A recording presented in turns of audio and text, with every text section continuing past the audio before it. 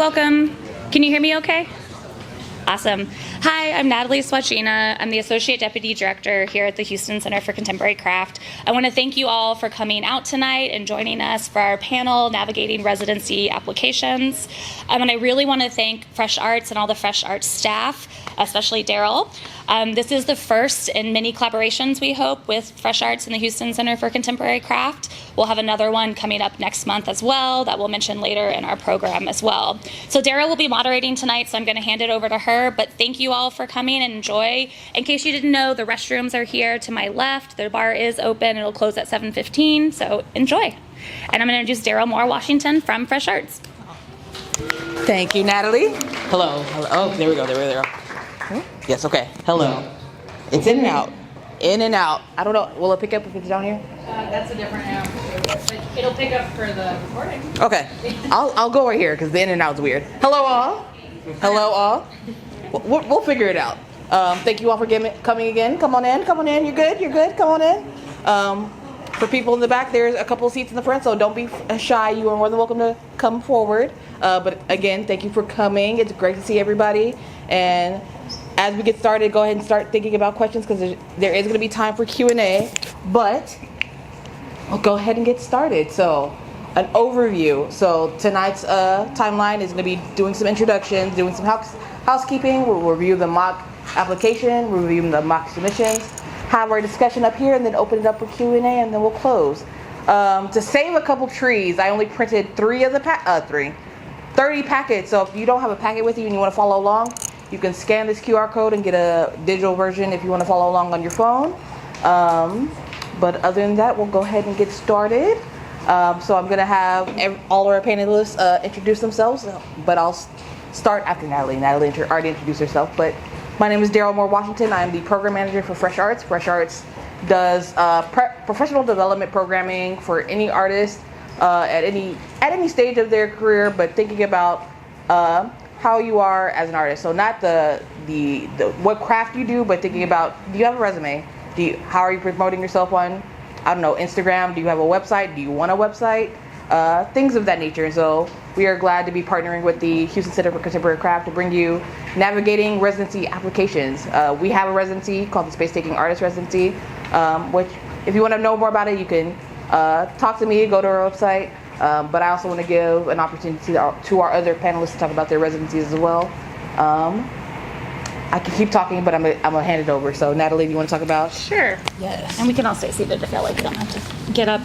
So as you just experienced behind you, Houston Center for Contemporary Craft has our artist residency program for craft artists, meaning artists working in clay, fiber, metal, glass, and woodworking and mixed media. I always forget one. Mm-hmm. Our residencies range from 3, 6, 9 months. Our application this year opens December 1st through February 1st. It's a change if you've applied in the past. It was open January 1st through March 1st, so please make note, December 1st through February 1st. The application will go online midnight. You'll see as our residents who you could see in their studios here, this is an open residency. We have our residents who have their studios open 2 days a week for public interaction, working with us on artist talks as well as programming. And it's really meant to give our residents time and space to work on their craft processes as well as time to interact with the public and get to know the Houston community. Awesome. Okay, Sid. Hi, I'm Sydney Pickens. I'm curator and programming manager for Project Row Houses. So we're a local arts organization based in 3rd Ward, not too far from here. We have a variety of different programs. So our organization is not like the typical museum. We own a bunch of houses that were historic to that neighborhood. So we have over 30 independent structures in which we do a variety of business incubations, artist residencies. Some are shown as gallery spaces. So we have a mix of different programs. So in terms of our residencies, we offer several different residencies to student artists, so undergraduate as well as those earning associates and certificates. So we reserve those typically towards the summer. Applications usually open in the spring, and that's an opportunity for 14 artists. So we offer so many different opportunities. We also have one for specifically students of Texas Southern University. That's 2 students a semester. We also have another residency program for people who may or may not be students. We have 4 different artist studios. Those are a little bit different. Rather than awarding a stipend, it's more of a subsidized studio space. So it's about $250 a month for the studio space, and then we also offer other opportunities around development, just enrichment, lectures, programming opportunities on our site as well. So, yeah. Thank you. I'm Molly Miller, the Executive Director of Dance Source Houston. We are an art service organization focused on the freelance and small dance organization community here in Houston. We have a number of programs that serve dance workers and dance organizations that include funding opportunities, marketing support, dance fields or dance-specific professional development opportunities, performance opportunities, and a residency program for dance makers. That is a 9-month program for a cohort of 3 different choreographers that go through the residency term and receive one-on-one mentorship from our staff, professional development, a $4,000 stipend, and then the opportunity to present the work that they create or a portion of the work that they create in our annual festival called Barnstorm Dance Fest. Applications open, it's a moving date at this point, but they open every spring, and then the residency runs from September through April. Oh, it's okay. You want to get your foot? I'm Eric Schnell. I'm the director, co-founder of Galveston Artist Residency. So we're going to be bringing in 3 artists. The new group's starting like next week, and one of them is from Houston, one of them's from Galveston County, and one's coming from Germany this year. And they will stay for 10 months. And they'll have an exhibition at the end. We run a gallery space too. We do separate programming the rest of the year. And we do a lot of community music events, film events, music events in the courtyard. And if you guys haven't been by yet, next time you're in Galveston, come by and we'll give you the tour, show you the studio. I know I see a few familiar faces out there, people who've been through. Am I forgetting anything else? I think that's pretty much it. Okay. And I look like an evil villain holding that cat up there. I don't always have a cat like that. So, Sally sent that. She didn't tell me about that photo when she sent it. I was kind of shocked to see it when I was up there, but we have a sense of humor, I guess. So, I feel like Thank you. Thank you all for sharing. I feel like I should also mention that the Space Taking Residency by Fresh Arts, our application, we were hoping to have it open, but it should be open by the end of the month, and the residency period is over the summer next year. Artists of any discipline can apply, so you can be a musician, painter, dancer, whatever your background is, and it's an opportunity for you to take over a space and activate it, interact with the public, show people what you can do with the project that you propose. So it's always exciting every year. There's something different. Last year there was a phenomenon that we didn't realize until like after the fact that like all of our residents last year were all dancers. So that was like really cool. But thank you all for introducing yourselves. Let's go ahead and get to the mock application. So I want to give a caveat before we start looking into it. This is a very fake application. It's also a very condensed application, as we'll talk about later in our discussion, that most applications have many more details and parameters and things that they request depending on the residency type, and we can get into each of our residencies if y'all have questions about each of our residencies towards the end. But I want to put that out that like this is short for the sake of time and discussion. And everything that's in the presentation is, what's in the presentation is shorter than what's in the paper, so we're not going to be reading everything because that is boring, and I do not want to bore you all too much, but I want to give you the caveat that this is all fake. Okay, so the mock application. So the Universe, that's the name of the entity, is proud to present the Creative Challenge Residency, an opportunity for one selected artist to bring their idea to fruition. Each residency comes with the challenge of using a specific theme to center their work and events. The theme for this round is cake. And so some of the things that the selected artists will get is 6 weeks to have their residency. So that's time to install, activate, and destall they'll be given a 1,000 square foot gallery space, and they get a $3,000 stipend. So some criteria for this application: you have to be in the Houston area. You can't be related into an art degree program. So if you're in college pursuing your MFA or BFA, focus on school. And then anybody who identifies as an artist or creative. And so in the application, we are looking at your project idea, the connection to the theme, what events you're going to propose, and then why you would be a good fit for this residency.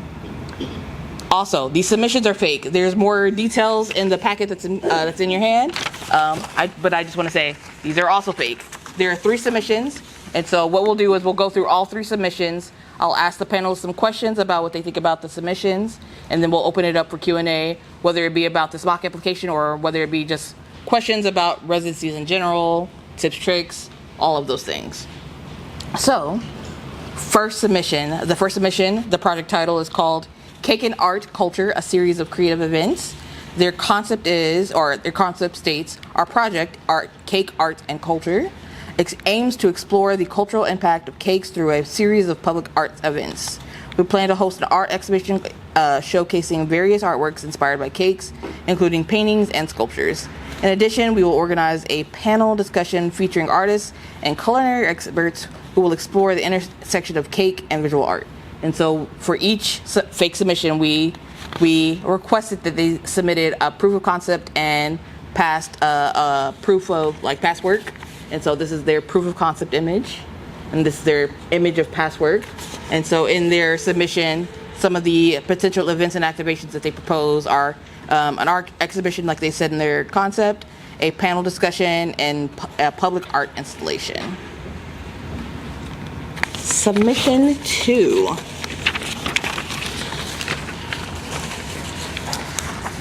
Their project title is Cake Festival. So their project idea is the Cake Festival will be a large public event where people can come and enjoy various cakes from different vendors. We plan to have a few art booths where local artists can display their work, and we will include some live music and entertainment. So this is their proof of concept image, and then this is their image of past work. And so some of the things that they plan to have as far as events include cake stalls, an art booth, and live music. And then the third submission, called The Cake Chronicles, a culinary journey through art. Their project idea states the Cake Chronicles is an interdisciplinary project that combines visual arts, performance, and culinary exploration to create an immersive experience centered around the theme of cake. We aim to craft a series of events that not only celebrate cake as a dessert, but also delve into its cultural, historical, and emotional significance. Our project will feature a gallery exhibition of cake-inspired artworks, a live performance piece incorporating dance and interactive installations, and a series of workshops where participants can create their own cake-inspired art and desserts. We hope that visitors leave with a new appreciation how art about food can be all around you. Even the humblest snacks or everyday family meals can be a source of inspiration. And so some of the activities that they propose include a gallery art exhibition featuring works inspired by cakes, performance art piece, a dance performance that incorporates live cake decoration and audience interaction, some interactive workshops, and some artist talks. Now that I've said a lot of words at you, let's get into the discussion. So I've come up with some questions for our panelists to get the conversation rolling. And so they've had a chance to look at this material that you have in front of you before this, so they can, mold over it and whatnot. And so the first question I will ask is, of these 3 submissions, which one do you believe demonstrates their project vision the clearest of the 3? So, Natalie, would you like to start? Sure. Well, I would say that submission number 3 most clearly illustrates their vision and intention. I think that they're talking about details without going too much into overly explaining it. but they're talking about how the live performance will be incorporating dance and interactive and installation, so thinking really multidisciplinary. They're also talking about what the visitors will leave with. I think it's really nice when you have a target audience. One thing I would add to this is maybe what are the target audiences that someone would want to have is it families? Is it other artists?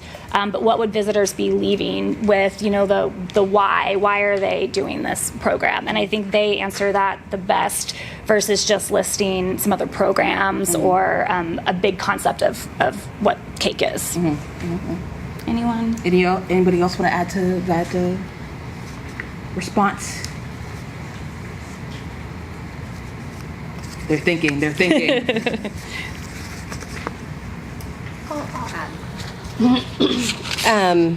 Yes to all that, but I also think that they, in addition to describing what the concept was, clearly without getting too far into the weeds, excuse me, they also, I think, most clearly laid out how it was connected to the theme on a deeper level, and I think their description of the different events and activations was stronger, but is still sort of missing that, like, you've laid out these 4 different opportunities to mix and share the work with audiences, but laying out who those different audiences might be would further strengthen that. Thank you so much. So, sticking with the same idea, instead of which one best describes their vision, would you say, of the 3, which one do you think has the least developed vision and or probably the least fitting of these of this residency opportunity? I'll pass it to Eric if Eric has any thoughts. Yeah, you look very surprised. I know. Okay. I think my ADHD comes out in this situation. You give me all these choices, and I mean, I'm just going to be honest. I don't know. I'm not really a cake person. I'm no. Very valid. No, I mean, I don't mean to be a smartass.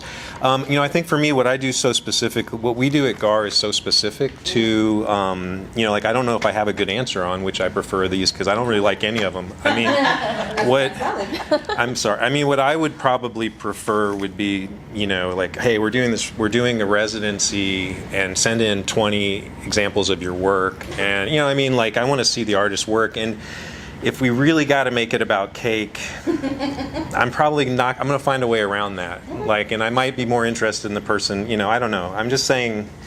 I'm not. I think I want to see people just be totally 100% themselves. And it's if you don't like cake, you don't like cake. Or maybe you do something else. I mean, and I'm just thinking personally for me, that's where I'm coming from. But I do know that within the application process, there are good and bad examples, and so I think it is so personal to each of our organizations, what you're looking for, right? I know for me, what I'm looking for is I want to see 20 images that are a coherent, heartfelt body of work, and I don't care really what it is, as long as it somebody feels it, if the panel feels it. If it's, I don't want to see a bunch of intellectual bullshit, and I don't want to see a bunch of silly bullshit. I want to see something real, because there's not many opportunities for artists to make real work in the world these days, and so we have to take it seriously, because every person who gets a residency means somebody else didn't get it, and for all of these programs, there's hundreds of people who apply. It's harder to get into a lot of these residency programs than it is to get into Harvard undergrad. Statistically, in terms of the numbers of applicants, the numbers of positions. So anyway, I'm not, and I do have ADHD. So when I read this, I just kind of go and blur out. So somebody else. Sorry, you shouldn't let me talk. That was my pitch. I mean, I think it was important to bring up those different perspectives, because I feel the same way in terms of I have my own perspective. I'm leaning maybe more towards submission too. As somebody who does a lot of public art, I like the idea that somebody's focused on bringing in other artists to do something large. I find that when I see a lot of applications for different grants or different residencies, people want to do a project and it's all on them. They're going to create 10 paintings, and they're also going to do a panel, and they're also going to do a lecture, and it's all them at the focus, and it's just not going to happen. You can't do all of those things as a single person. So I do like if somebody does have a big idea, they're playing more the role of an organizer rather than I'm going to create this 10-foot sculpture and also hang the work myself and also do a performance. Are you looking at the relationships too they build within? Yeah, just as somebody who works at a community-engaged art organization, I like the idea that somebody's bringing other people together, bringing in other audiences, because my organization is a little bit outside of the typical museum sphere, so people who are attending aren't necessarily expecting to see the same things that someone would at the MFA or even at the Craft Center. So I like the idea of something larger, that if I just live in the nearby neighborhood or am driving by, or I think I'm seeing Cake Festival. I'm thinking even about how at Greenspoint Mall they used to have that big carnival, and people would drive by and be like, what is that? I got to go over there. So I like the idea of public art being something outside people can see and participate in. So it does educate people a little bit. And in this part of where they're talking about the connection to the theme, it seems like they're trying to connect to different things that might appeal to a broad audience. So I think there's a place for different perspectives. And I liked what Eric was saying about how, for his organization, that's what he would look for. But for my organization, this is what I would look for. So I think it's just dependent on, we all have our own biases. And I think that it's good. I think sometimes people are worried about biases, but biases are what makes art great. Some people like certain things, other people don't. So I think it's good to have a diverse panel for those reasons, because we all might pick a different application, but at the end we have to agree on one or have to agree on however many. And so I think it often is enlightening for the other panelists to learn a little bit more as well. I'm going to add to something that Eric said. Eric, you mentioned a great point about applications often and bodies of work being presented as too conceptual. And I think that's something that I see as well, is that, a lot of people, and I think submission too, part of this, and I think in the packet it talks about this connection to the theme and this hi, come on in. Come on in. We've got some possibly seats in the back. Going too conceptual with what you're talking about and not coming back to why are we here? What is the work? I would often see in applications for the residency program someone just repeating their artist statement, and so often the artist statement told me nothing. And my committee would hear a statement and have no idea how that was attached to the work, what that work looked like, how they were going to actually talk about it, and sometimes you couldn't even understand what the work was from what the concepts, what the artist statement was. So something I think, artist statements are important, and I think they're great to include, but I think it's also great in applications to think about the why this organization, what am I doing here, and what are the big takeaways from it, and how does it actually relate to what I'm presenting in the packet or in the application. And so I think trying to divide that, we personally have started asking questions on, what project would you want to do at the Craft Center during your residency? That doesn't mean that we hold the artist accountable to those projects. They can do whatever they would like here. We don't want to stifle their creativity, but we just want to get a sense of what are they actually thinking about in their practice? Where is their practice going? As well as how they would interact with the community and things like that as well. So trying to boil it down away from the artist statement into what actually is happening. Great. We're already getting into the Q&A, so I'm gonna ask one more question about this, and then we can get into more general questions, because I already feel the vibe of nah, let's get into the real stuff. But I'll send this to Molly. Sydney kind of touched on this on looking at application 2 in terms of she would pick that one in terms of the engagement and the quality content of engaging with people. Would you agree with submission 2, or would you pick a different submission in terms of which activities have the highest level or look like the highest level of engagement with potential audience? So, sorry. So for our residency program specifically, the engagement that we're looking for is between the cohort of 3 artists.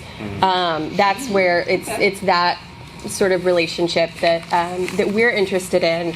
And I think in this one, I'm not answering the question, but just to acknowledge that, I do think that submission 2 got into the why they're doing this. Like they showed their homework, like they showed their the research that they've done, that I think is really helpful.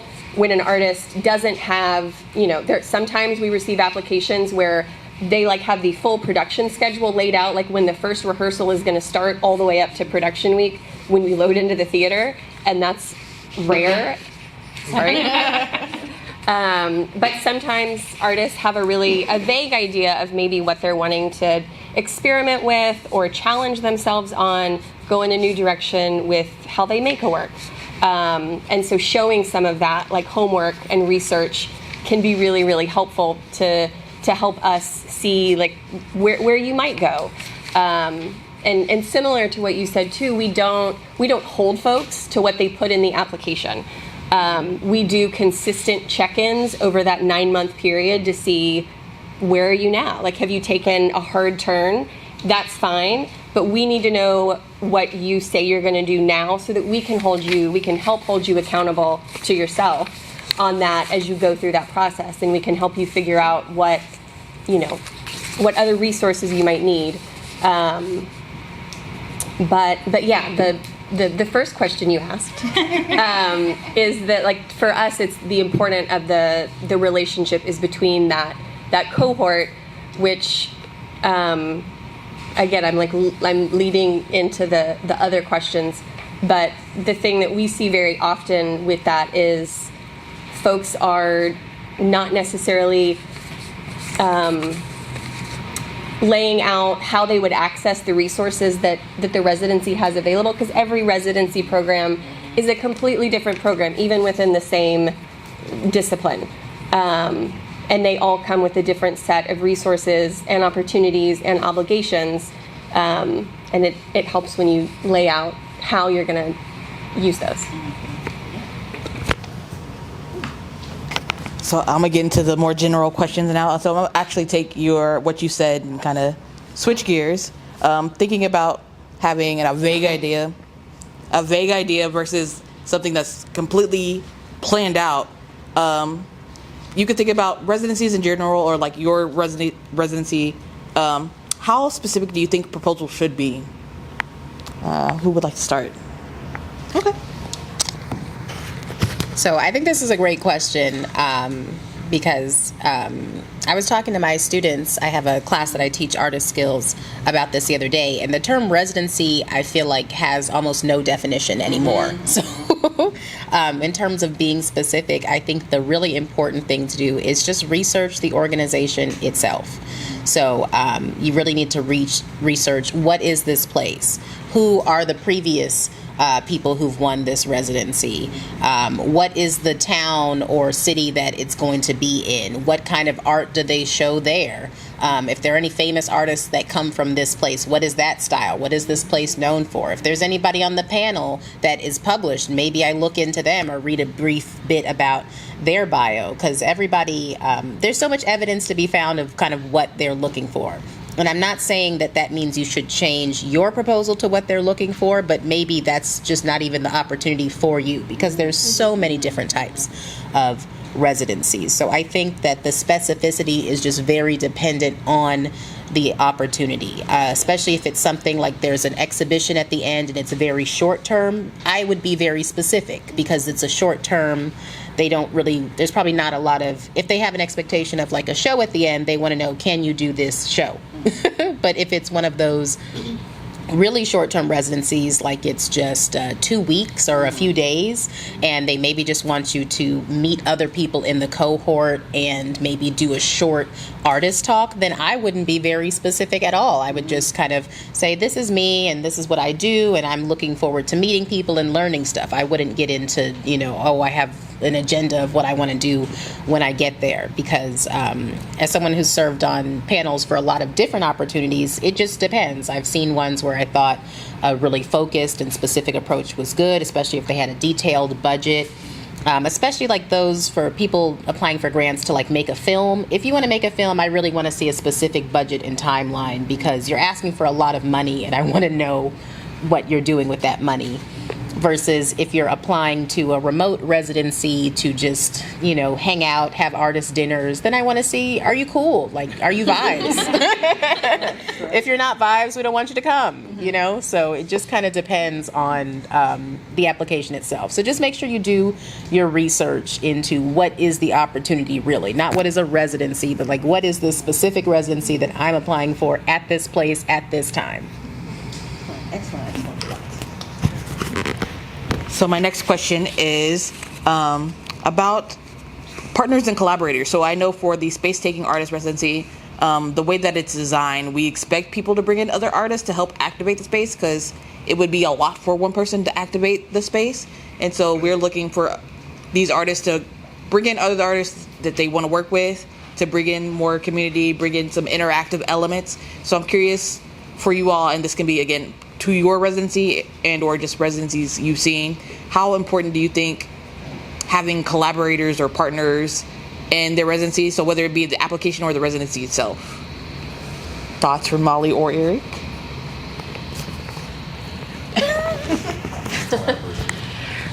So most of the folks who've gone through our program collaborate with, unless they're doing a solo work, they're collaborating with fellow dance artists. And that's a pretty integral part of it. Many of them do collaborate with musicians, set designers, composers, often for the first time because of the resources available in our community and the folks who apply to our program.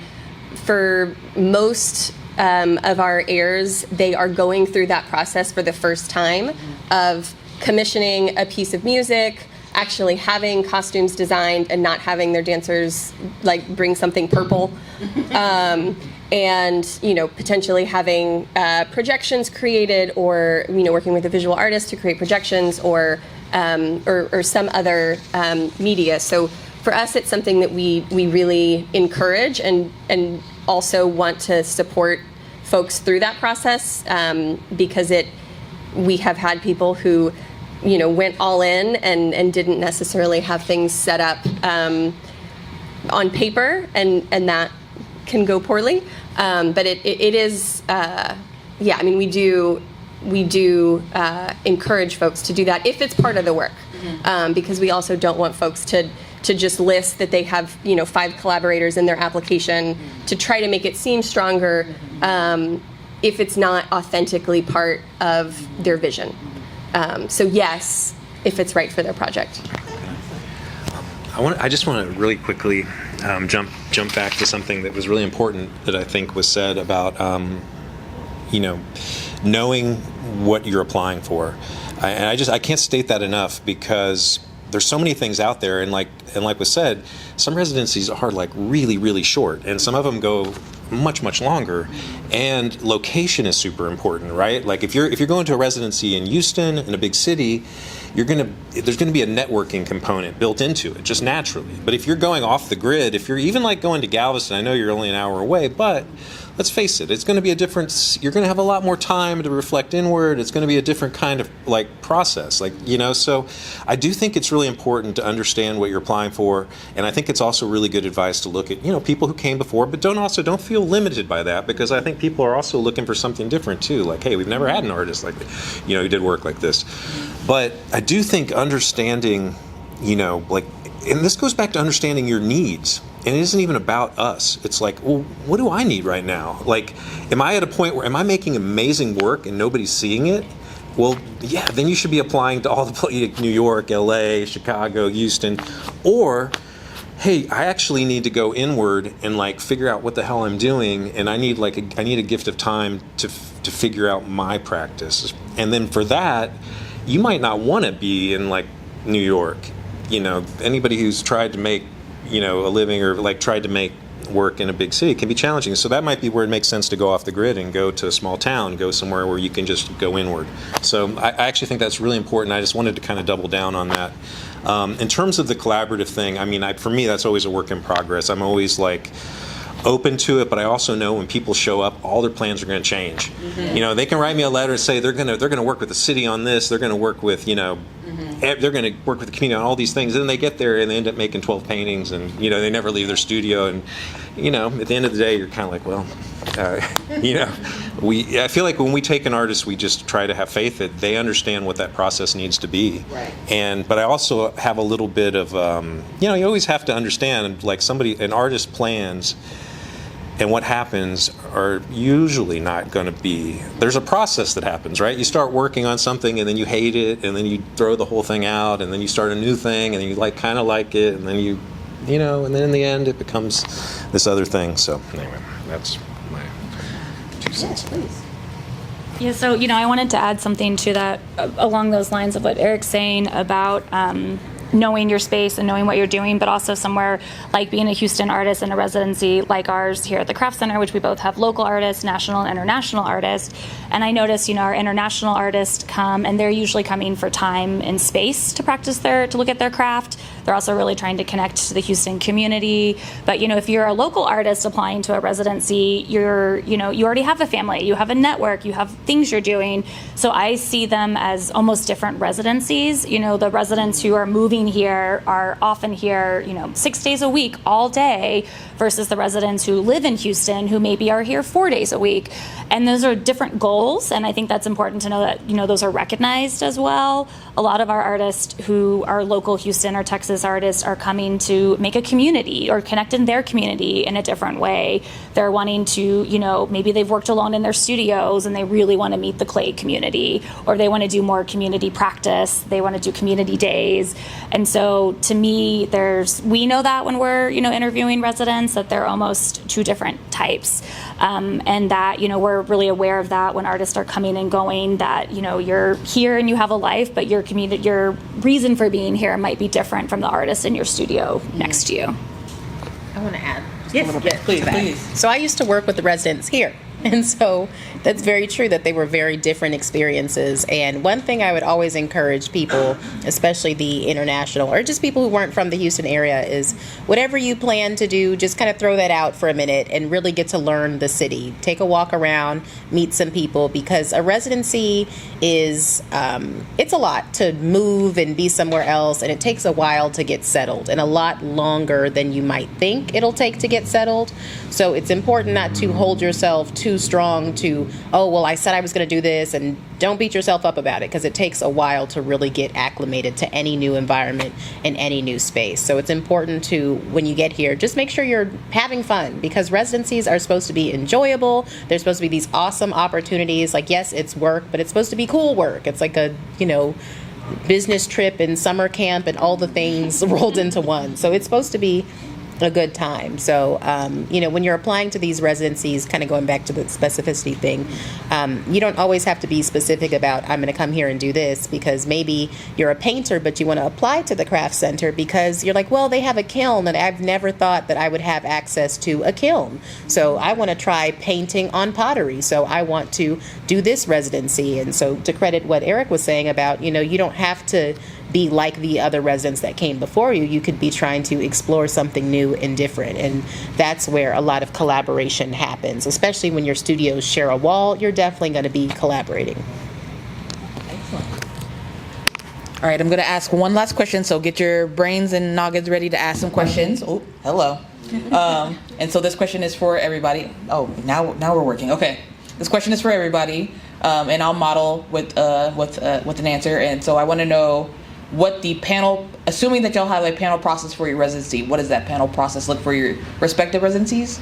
So for the Space Taking Artist Residency, we bring in anywhere from 3 to 5, usually 3, depending on how many applications we get, panelists. We'll give them a rubric on a scale from 1 to 5, how they would rate the different categories that we ask them to look at. And so after we give them anywhere from 2 weeks to a month to review the applications that we vet before we're like, no, this one definitely doesn't qualify, we'll have a moderated discussion, and we'll ask questions like I asked with these panelists of which the way they vote on the platform that we use, they'll naturally select the top 5, and so we'll window the top 5 and see, okay, which ones of these 5 do we think is the best fit for this opportunity. So we look at how well thought out the proposal was. That's really the main one, how well thought out the proposal was.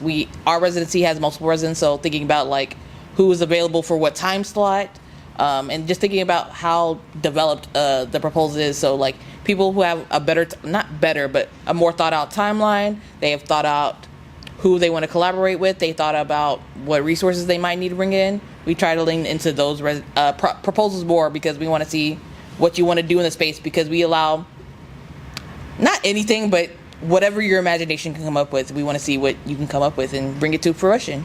So yeah. Great. Well, our review process has a rotating panel of some staff, some past members who have past residents, Houston community members, other craft curators, so that rotates and changes every year.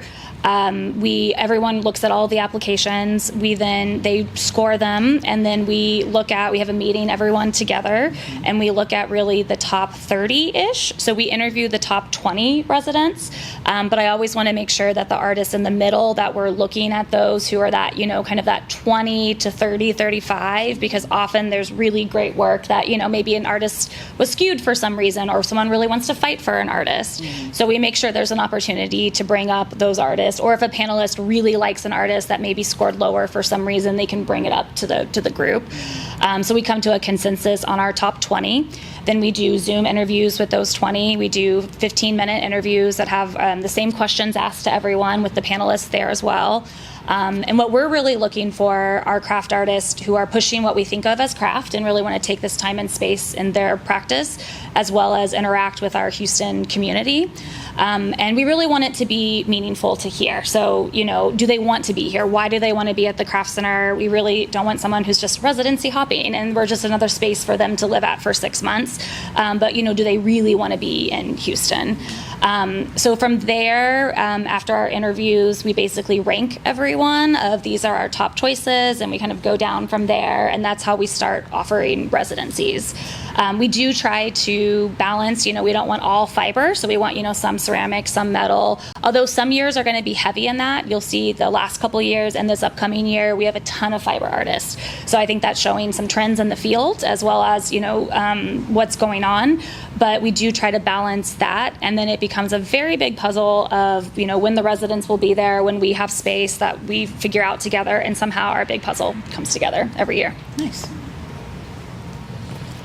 So we have a variety of residency programs. So there's a different selection process for each. So I'll start with the most simple one, the collaboration we have with Texas Southern University. You have to be a student at Texas Southern University. You have to be an art student at Texas Southern University, and you have to be selected by one of the professors or the chairman at Texas Southern University. So pretty strict criteria. Mm-hmm. But moving kind of to the more open ones, our Summer Studios program is a 6-week mentorship program that's specific to undergraduate students or students working towards a degree, even if it's an associate's or certificate.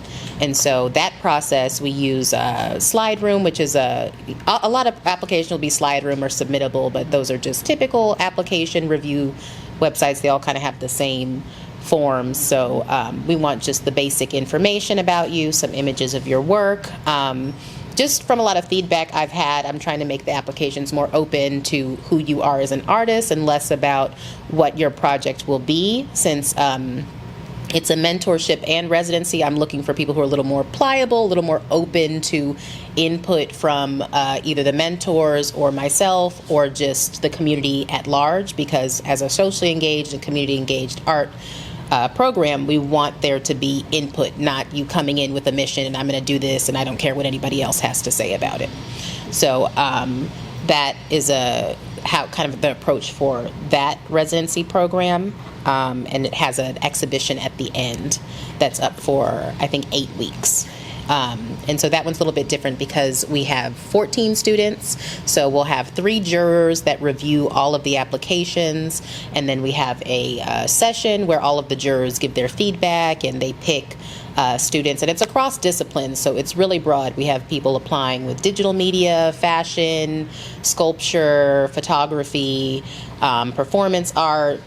So it can be pretty much anything. We're just looking for that passion, that drive, and the commitment that you're going to be here for the actual studio program. A lot of people, I think, like to kind of collect residencies and opportunities. So we do kind of notice when we feel someone just wants to be there to have a line on their resume versus wants to participate. So that's something that our jurors are always really looking for. So someone who might not be the strongest artist might have a higher chance of getting in than someone who's really technically proficient but is not open to being open. And then our other residency program, which is just like our artist residency program, I don't think it has a special name, but that one we're changing it a little bit this year. This one is a longer term residency that is for Houston residents. So you either have to currently be living in Houston or you have to be moving to live here pretty much at least a year or longer, because the residency term will be a year and will probably allow a few people to renew for a second year. So this is more of a subsidized studio space. So we don't really have any expectations in terms of like the work, because there is no exhibition at the end like a lot of others have. So we'll have various open studio days, but it's more of you working in your studio.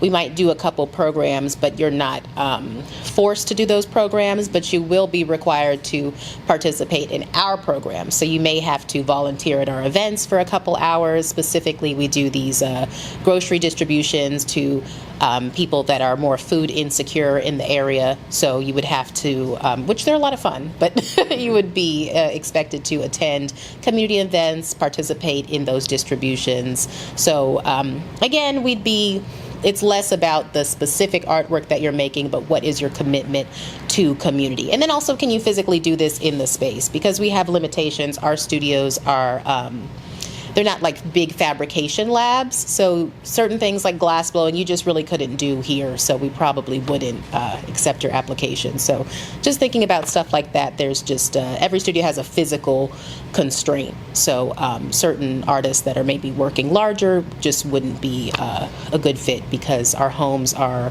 actually historically designated architecture, so we wouldn't want anything that would damage the state, its state as a preservation protected.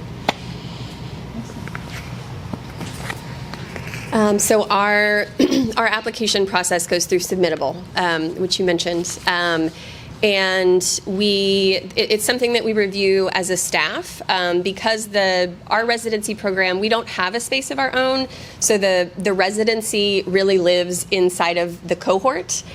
Folks are either using their residency stipend to access studio space, or a lot of folks have access to space through teaching or other work at dance businesses or schools.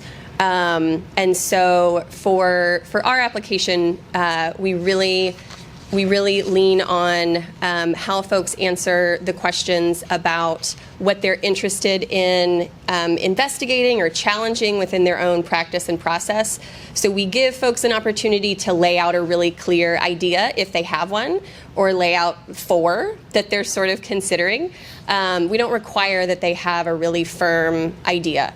But what does help make applications to our program really strong is having an idea of how they want to use the resources that the program provides. So I just keep saying access to the cohort, but that part is really important to us, that it is this group of 3 choreographers who are going through the process together, sharing, their own unique knowledge and experience that strengthens the whole group.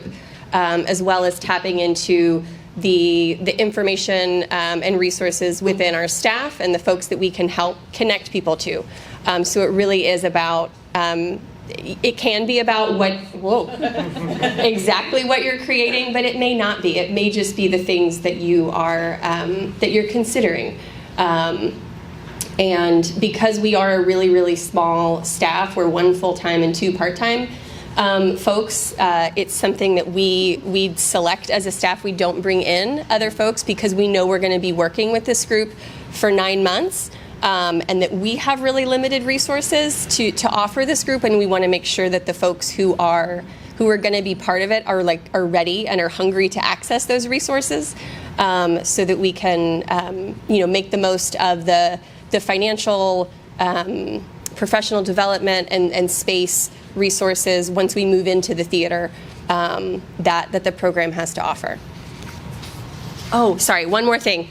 Because we're a service organization, another really important part of the review process for us is giving folks the opportunity to request feedback on their application.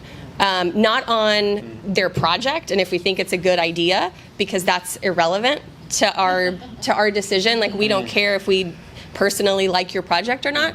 But we want to make sure that when people are applying to any of our programs, whether it's this or our festival or grants, that we're providing them with feedback so they walk away better prepared to apply to the next opportunity.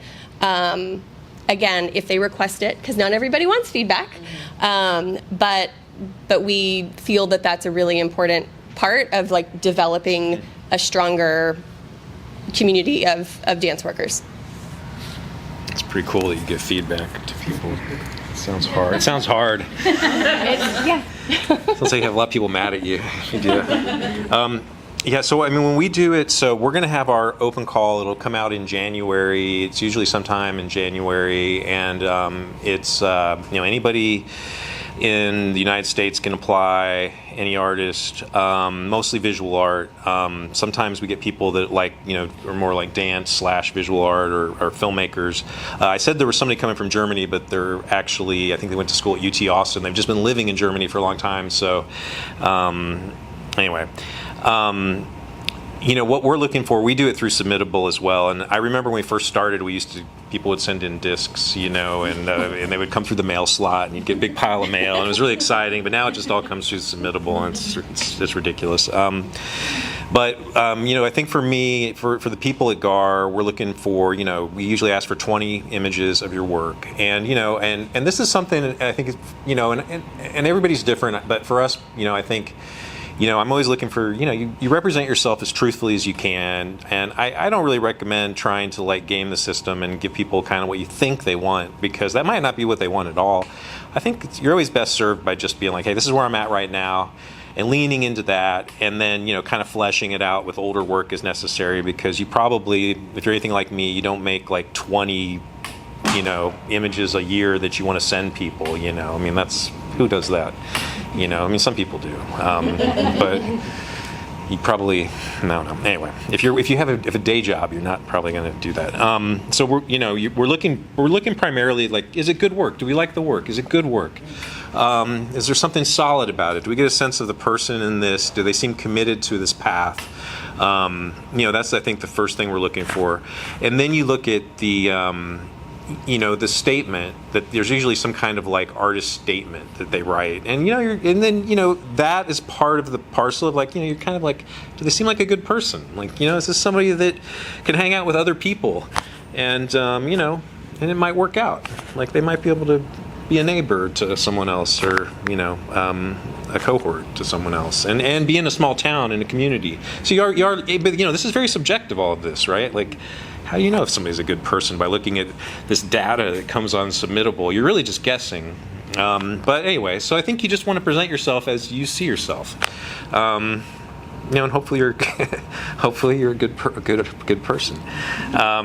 But most artists are really smart, so they can present themselves however the hell they want. They can give you, artists are way smarter than they should be for people who don't make a lot of money, almost across the board unilaterally. So, you present yourself. And then the other thing we're looking for is, do you need time to make your work? Do you seem like you're at a place in your life? And to me, that's also somewhat subjective, but I mean, it's,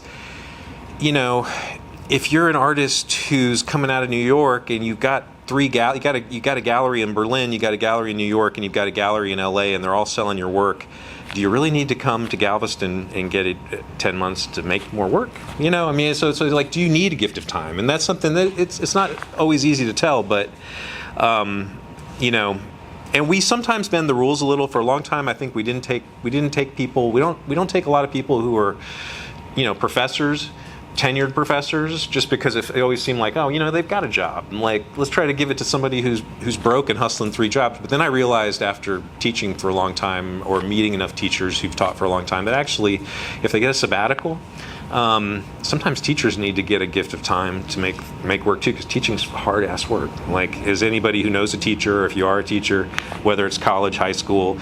So anyway, I think we try to stay open-minded. We don't have like an ideal age we're looking for. We've had people like straight out of school. We've had artists who didn't go to college at all. We've also had artists that are almost as old as me and have like MFAs from Yale and whatever. And then we've had, like I said, people who didn't go to college, any higher education. They went to high school and then they started making art. And you know, so I don't think we have like a type necessarily. There's a kind of open-mindedness that we try to have. I mean, obviously, you're going to have things that you're sort of drawn towards, and I'm not like making the decision myself. Like we always have some panel, and I do rely heavily on the staff at GAR for their input. Like Sally and Dan, who some of you have met or know, are both creatives, artists, and I really lean into them too, because I feel like for us it's such a specific environment. It's like a small town. It's really quiet. There's not a lot going on most of the time, but it's not quiet also. You know, it's like there's like a lot of ruckus in Galveston, but it's not necessarily like highbrow, like cultural stuff. So you have to have, you know, I lean on them a lot to kind of tell me if they think people can handle Galveston as it is. But I think for us, Galveston's a great place to go inward, to like focus on yourself, because it's a sandbar. You know, you can't hide. It's just like it's just like you're there, you're exposed to the elements, you feel everything really acutely, you know, it makes you very hypersensitive. Anyway, so I'm trying to think if there's anything else that seems really crucial in the application. So focus on the work, make good work first. Then think about it. Do I really need a gift? Do I really need to go away somewhere and focus on myself, or am I just going to go crazy? I mean, that's a question. And what would be the other question? Yeah, I mean, that's really it. Do you really need, you know, a year to make your work? We'll open it up for Q&A. What's that? We'll open it up for questions. Okay, that's good. Thank you for all of y'all's responses. Yeah. Does anybody want to be the first person to ask a question? Yes. I'm going to repeat your question because we're recording, so. Sure. But yes. So the first question that came to mind was about the Galveston Residency. Mm-hmm. You mentioned that some people are Houston residents. Do they tend to stay living in Houston, or do they live in Galveston when they're academics? So the question is, do Galveston Artist Residency residents stay in Galveston, or do they stay in Houston, or where do they end up? I mean, so we're a fully funded residency, so we have you have a studio. Probably the nicest thing we have is the studio spaces. They're great. I don't know if you've seen them. And the compound, the GAR sort of thing is great. We also have really nice apartments. Everything's, utilities are paid, blah, blah, blah. I think I always imagine that they'll be in Galveston like every minute of the 10 months. But realistically, if we do take somebody from Houston, life has a way. It doesn't always happen. I'd say it's about 70-30. Like, I know if I take an artist from Houston, there's a chance that something will get in the way of them being in Galveston, because, you know, they might try, you know, to split their time between, you know, a lot of time it has to do with love.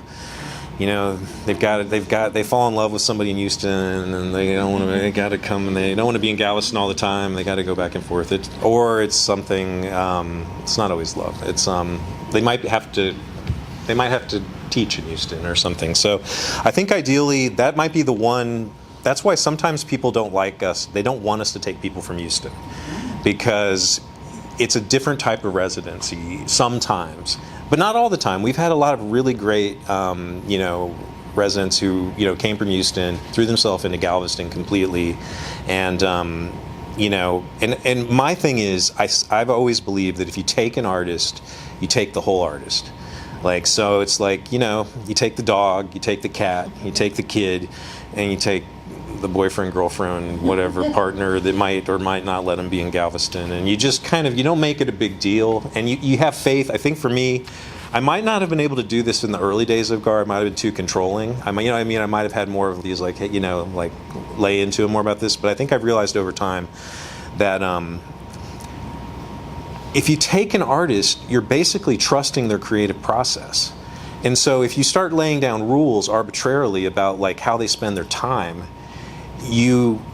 what does that mean then? You're like saying you know better than they do what their creative process should be. Like, I don't know. I mean, maybe they need to be outside of Galveston traveling to soaking in information. But within that, it is always a fine line. Like, do I want somebody to come to Galveston and then go do a residency and, like, a 6-month resident? I mean, there are rules. But I do think as far as I can, I've learned to try to trust the creative process because that's where they're at, And so it's a risk you take if you take an artist from Houston, but it's also worked out really well sometimes. There's been a couple cases where I was kind of like, and it's mostly not about me feeling, but sometimes the other residents, like if they've come from far away and they don't know a lot of people and they're like, hey man, like where's this, this person in Houston has all these friends in Houston they're always going and hanging out with and they're not around, So, does that answer the question? Yeah. Yeah, it's a sticky thing and it's like, it's not a perfect thing. But I like having Houston artists there if we can do it because it does connect then the Houston art world more directly to Galveston, which that can create a kind of energy. So it's, you're risking possibly some energy leaving, but you're also guaranteed to have energy coming in. So, I don't know. It's on a case by case basis. You can't, I don't think there's like a one size fits all on that. But I think for me, I've learned over time to trust the artist. And it's good to hear also you mentioning the apartment part also. Like I don't think all residencies provide a place. So you don't even know what we have? So I guess that's what we should say. So you get a studio, which if you guys come by I'll show you one. They're pretty nice. They're not huge, but they're pretty nice. And you have 24-hour access, you've got a key. You shouldn't be allergic to cats. There's 3 cats that hang out in the studio building. They can go in and out. We have about a 5-minute walk in a historic building. About a 5-minute walk away, there's 3 apartments for the long-term residents on the 2nd floor of a historic building, and so it's bills. Everything's paid, and you get a $1,100 a month stipend, and you get 1 paid-for parking space in a parking lot that's kind of in between the 2, and you get a bicycle if you don't have a car. Which sometimes we get artists from New York or other places where they don't know how to drive, and so they just get everywhere on a bicycle, and that's pretty much it. Thank you. That's pretty dope. Apartment, okay.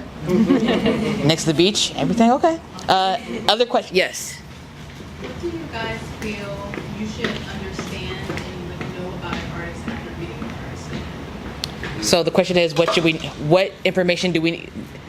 I guess what do we expect to know after reading an artist statement, or like what do we expect to read in an artist statement? I can start off. I would say something that, why are you making this art? What excites you about this? I don't necessarily care where you've exhibited in the past or where you've done the residency, but, what drives you to make this work? And just really the why, why this, why you're choosing this medium, this subject matter, what is so important about this to you? And I think it goes back to these human experiences and just being yourself. So, I just want to know reading this that I get why the artist is so excited to do this and that I can understand that. I think for me, it's more, you can understand that as you're reading something. If someone's too conceptual, trying to, use your thesaurus too much, trying to put in too much art history jargon, I think that can lead you astray. And I think people see that. But really, getting across why you're excited about this practice and your project, and I think that comes across, especially in an interview as well. You can see that enthusiasm. I always say, you don't have to be the most outgoing artist to have a residency. Ours is an open residency, and we've had some very shy artists, but as long as you're open to talking and sharing, and I think that I also like to see in ours that people are just open and really passionate about what they do and want to share that with the public, since ours is a public-facing residency. If anyone has anything to add. I think we definitely want to know those things. We want to know kind of like who, what, who are you? What do you want to do? I don't like reading, so I don't like long long statements. I don't want to read all that. I'm not going to read all that. So whatever you want to say, sum it up without all of those words, semiotics, liminal spaces. You can use them if you want, but keep it to just like a few hundred characters. I don't like reading artist statements that are longer than you can put on Twitter or X. So don't write something really long and drawn out, because we have hundreds. Some of us have thousands of applications to get through. So if yours is really long and we feel like you're kind of circling the drain about who you are, we're just not going to read it. So I think just kind of be authentic. You can be vulnerable if you want. You can say, I really just need a studio space right now, because I think sometimes being a little bit emotional about your needs, not just your practice, can be helpful in getting an artist residency, since it is a lived experience. It's not just shipping your work in a box somewhere.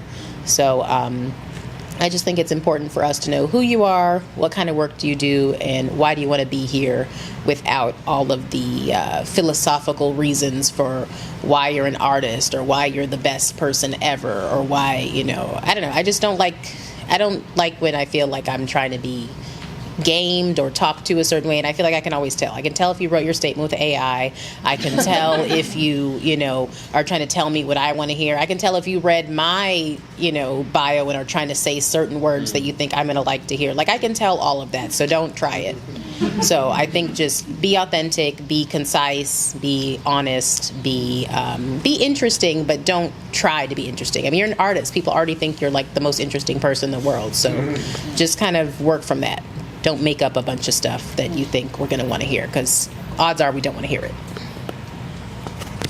Yeah, just piggybacking off of both of that, like your unique perspective, and also you don't need to convince any of us of like the power of whatever like art form. Like, we get it, and we're all in, and also don't.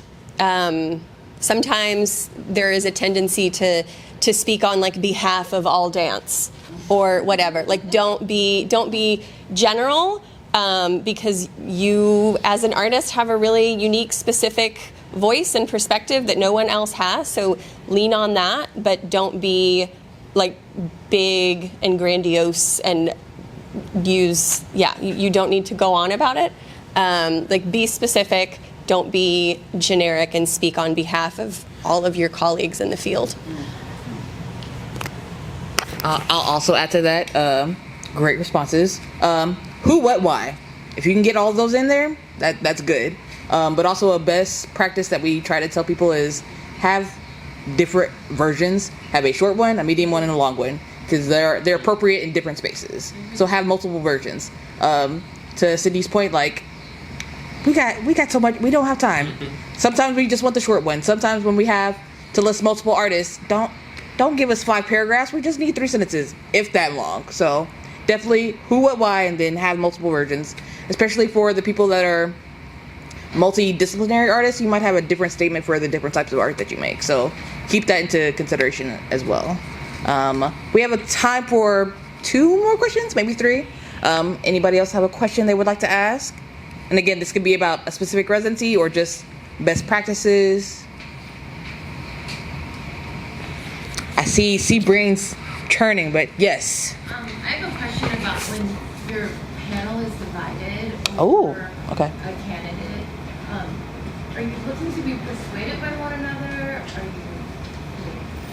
don't really know what I'm asking. But also, in that, are there some considerations of like how many people are working in this media? So from an applicant's perspective, are you in a pool with other people from Houston? Are you in a pool with only other people who are working in this specific vein, this specific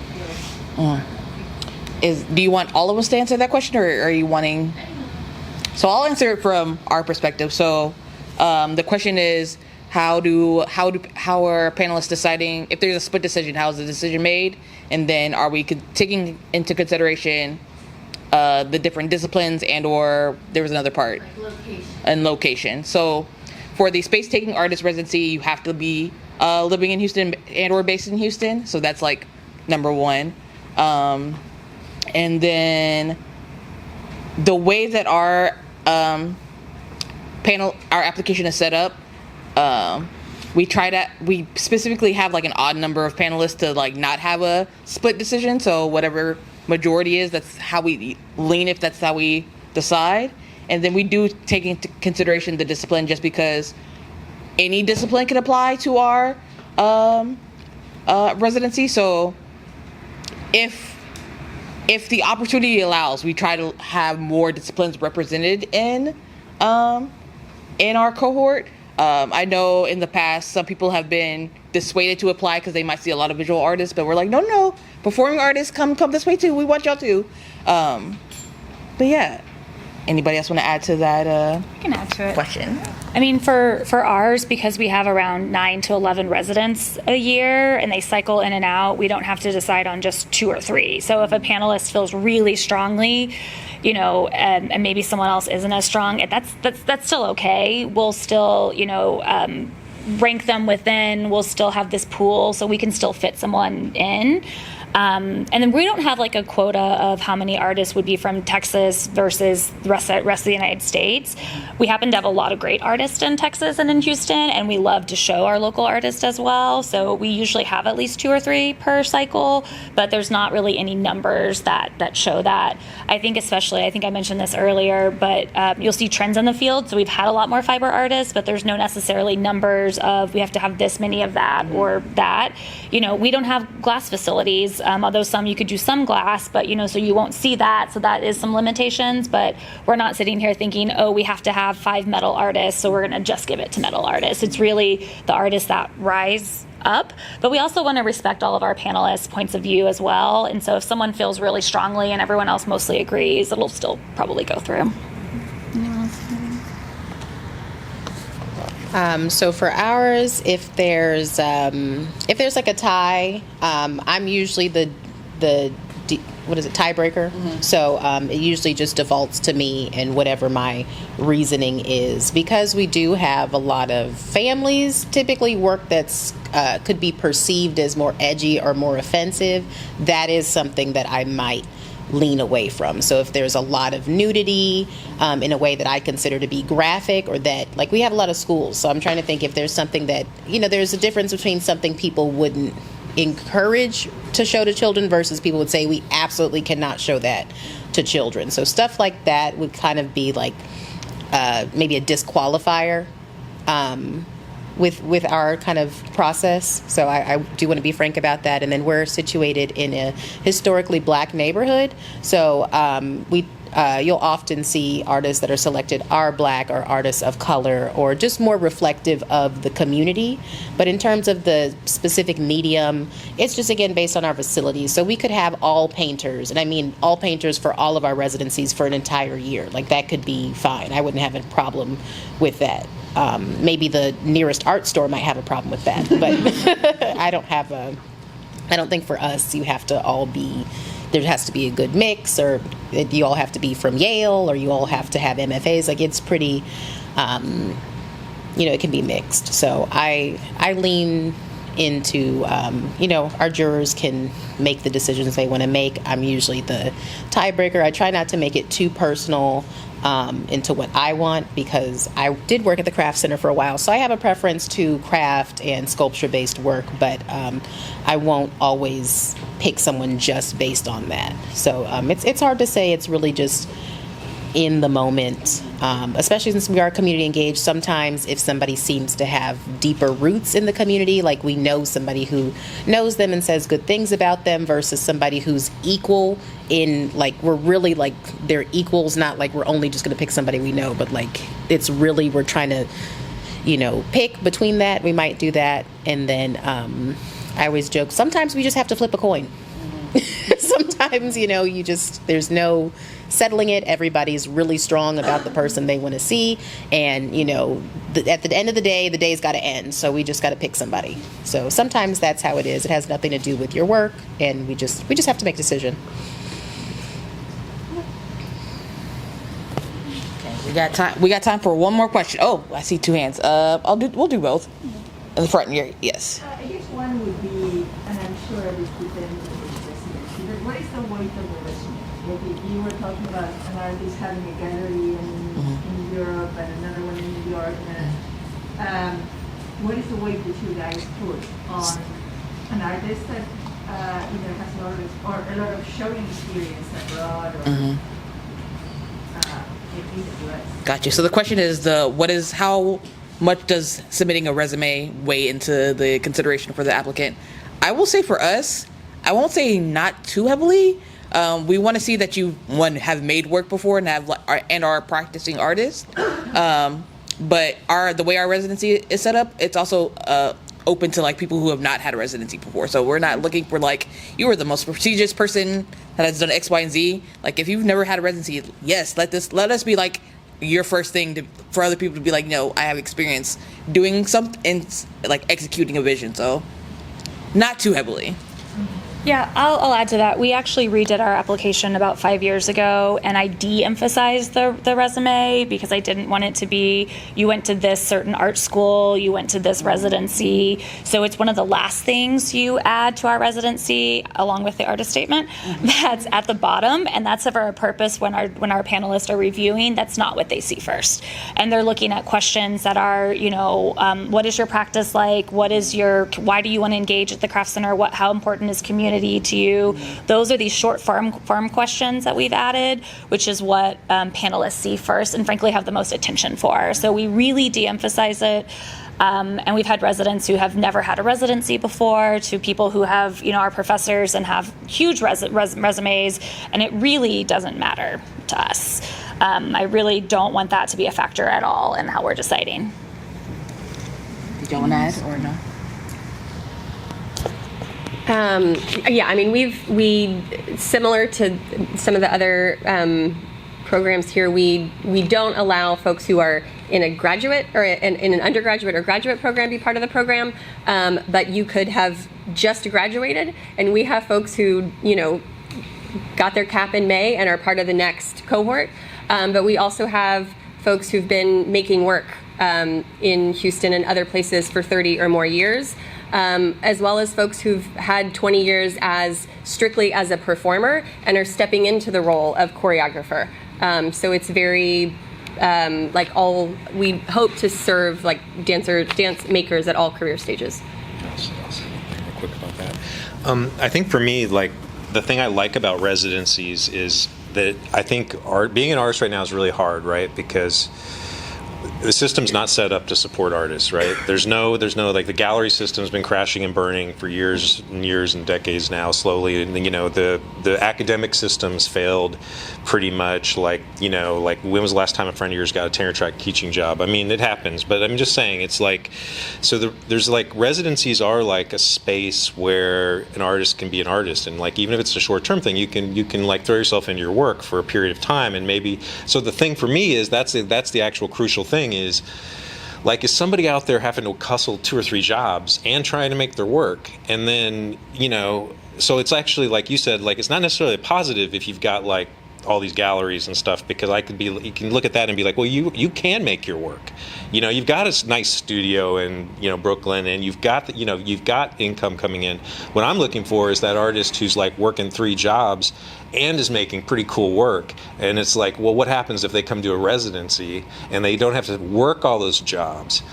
And then they just get to make their art and they make something cool, and then maybe their career, then maybe they get a teaching job because they got this great portfolio of work to make. I mean, I think that's the interesting thing to me.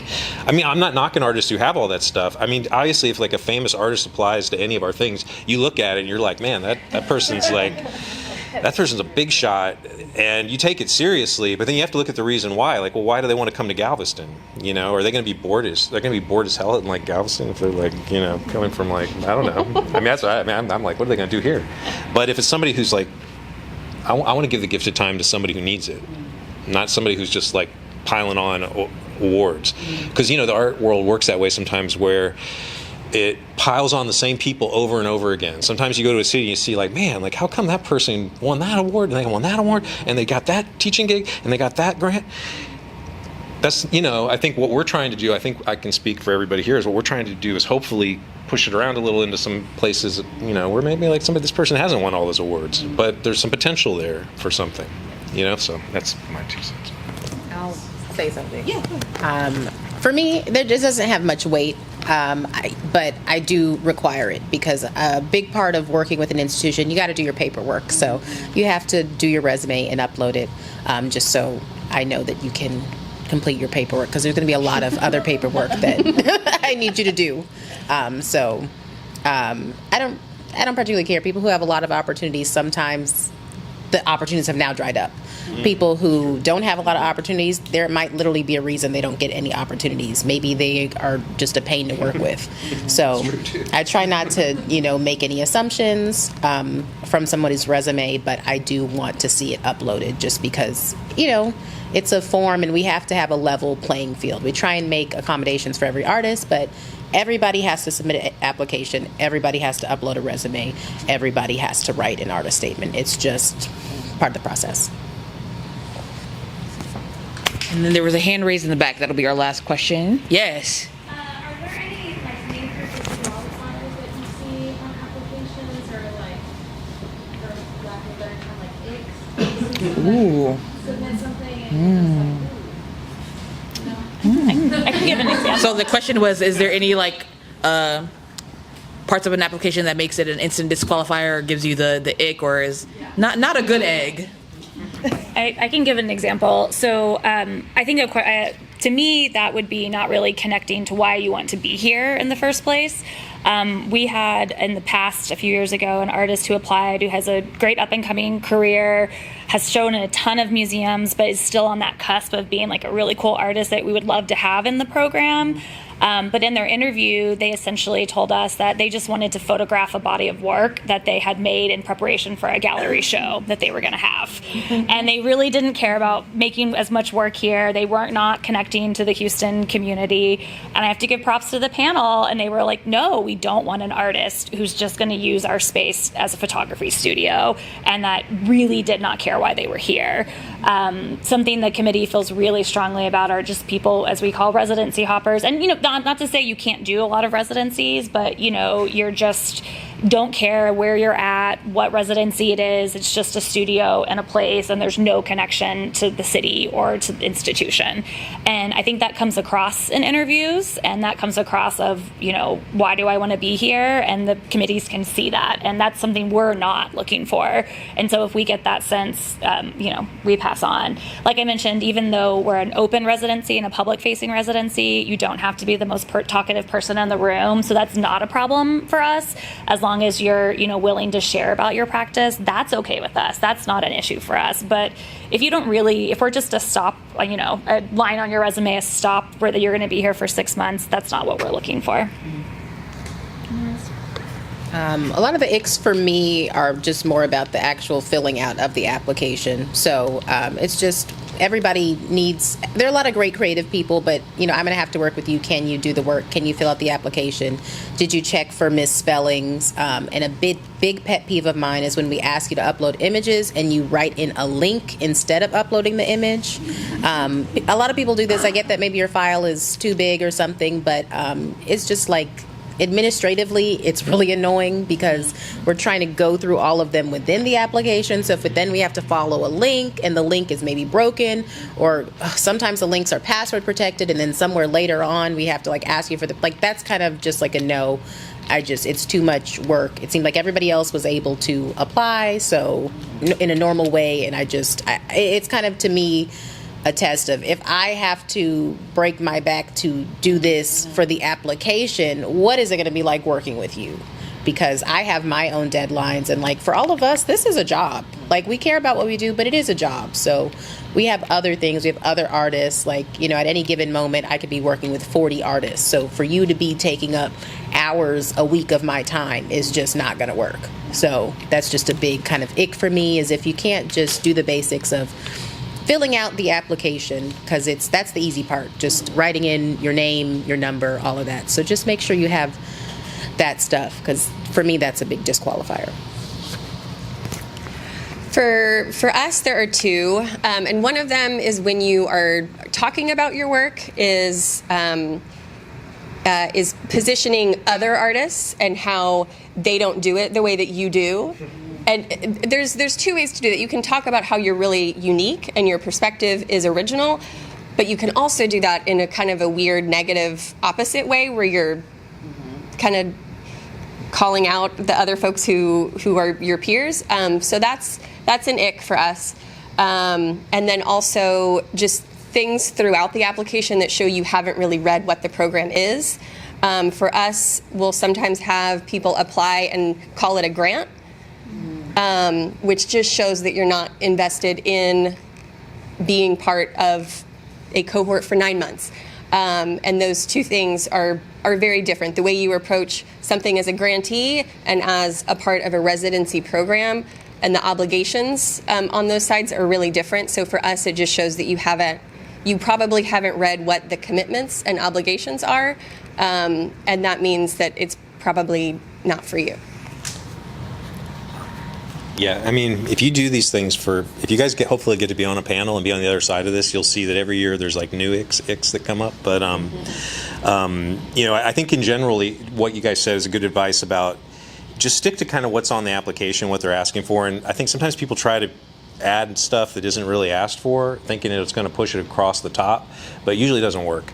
Like there was a period a couple years ago where people were putting in videos of themselves, like it'd be like a painter, but somehow they'd like sneak in like a video of them washing dishes or something, or like doing something around the house, like kind of like, so you get a sense of their like self, I mean, it was just like a thing, and I don't think it ever helped. Yeah. Anyway, that was something, and I also think be really careful. Like sometimes, I don't know if you guys ever had this, but like you get like an application where it'll say, "Dear," and it'll be the wrong organization, because some people are applying to so many places, and that's just like a bummer, man. You're like, man, they don't even know. Be like, "Dear Art Pace, I'm so excited to be," or "Dear Core Program of the Museum of Fire Arts." You're like, all right, like this is somebody who's just scattershot, like all these applications. They don't know what they're up to, and I guess that goes back to what you were saying about like knowing who you're applying to and making, take your time. But that's the other thing. Just real quick, I want to say one thing. So, being an artist nowadays is about applying to this kind of stuff, right? Like if you're going to do this thing, you got to do this. And when I used to apply to things before I was on the other like panels that are doing this, I always thought it was different than what it is. You know what I mean? Like I always thought like, oh, like one of the panelists had it out for me or something. Like they just they knew me and didn't like me, and I would take it personally sometimes. But now that I'm on this side, I can kind of tell you should apply to all the things you think would help you. But you got to do it with kind of a lightheartedness, with the idea that like, well, you know what? You forget about it after you do it. You just assume you're not going to get it because the numbers are like not so great. But you still apply for it. And the other thing is you don't know what's going on behind the scenes. Like there could have been somebody fighting tooth and nail for you. Because I mean, I've seen this happen where like people had assumed that like, oh, they didn't get in just because they didn't like them. But I knew one of the panelists was like fighting till the end for someone, and it just didn't work out. So I feel like you don't really know. And also, if there's something you really want to do, don't be afraid to apply to it over and over again. Because we've had people at GAR, like there was a guy last year. It was actually a collaborative team. And the guy had applied to GAR every year since we started, which was like 13 years. And I'm just saying, it's like, don't think that just because, sometimes it's the right time. And it might be because it was like the other artists that applied were the right combination for that year, and just somehow it fell into place. So anyway, there's some things, and hopefully y'all all get to be on this side of it someday, and you'll get to see, because I know one thing we do is we spend a lot of time looking at each application, like more than you probably can imagine. Like we don't just like skim them, I think there's a lot of thought that goes into it. I'm going to add something to that too. I think that's a great point, Eric, about applying again. And I really emphasize that, there's so many amazing artists out there, and that, you know, if you really like a residency, keep applying. If you get an interview, and even if you don't get it, try again. You know, we've definitely had artists who we've interviewed and thought maybe it wasn't the right time in their career. They interviewed the next year and really showed this growth, and we were so excited and immediately gave them the residency. On the other hand, we've seen artists apply and show us the exact same thing the next year, and we see no growth, and we've been, you know, they did not get the residency, you know. So apply, but also, you know, show what you're doing, show that enthusiasm, especially if it's for a certain organization. I think it's great, you know, if you're really interested in Galveston or the Craft Center and you keep applying, there's an enthusiasm there that I do think comes through, but don't get discouraged by just one time. And I'll add to that. So our residency is a little bit different in the sense that, like, you are not expected to create new work during your residency with us. Some people do, some people don't. It just depends on what you're proposing. And so what we're looking for is, how are you activating the space, and how are you creating opportunities for the community to engage with you? And so a lot of the applications that we kind of immediately disqualify are people that are just using the space as a traditional gallery, because often we are in a gallery space, but we want it to be activated in different ways. So whether that be inviting the community to create art with you, whether that be having artist talks and doing a film showing, that's cool. But like, making sure that it's not just art on the wall. That is fine. You are allowed to have art on the wall, but do more than just having art on the wall. All right. So we're at the end now. And so I want to say thank you all for being here. Thank you, panelists, for giving your expertise and knowledge and all the things. And thank you to people who asked the question. Thank you all. Micah, are you still here? Oh, okay. So what I'm going to ask for you all, there on the table on the side, there is a survey. The survey is a Fresh Art survey. It lets us know what programming you all like, whether or not this was a good panel or a good workshop. So please. Yes. If you want to save a tree, you can scan this QR code. But follow all of us on social media. Sign up for our newsletters if you want to stay connected. Fresh Arts and Houston Center for Contemporary Craft is going to have another panel in October, Creatives as Caregivers. So register for that if you want to come on by. But this QR code also takes you to the Fresh Arts website, where it'll have more resources related to this panel.